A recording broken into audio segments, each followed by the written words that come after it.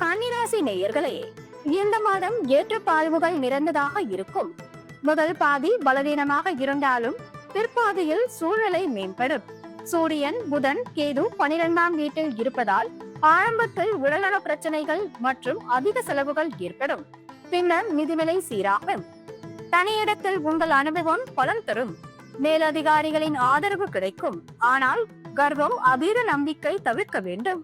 வியாபாரத்தில் ஏற்றத்தாழ்வுகள், கூட்டாண்மைகளில் சிக்கல்கள் வரும் வாய்ப்பு உள்ளது. செவ்வாய், சனியின் தாக்கம் காரணமாக சந்தைகள் தவிர்க்கப்பட வேண்டும். காதல் உறவுகள் முதல் பாதியில் இனிமையாக இருக்கும். பின்னர் சிக்கல்கள் தோன்றலாம்.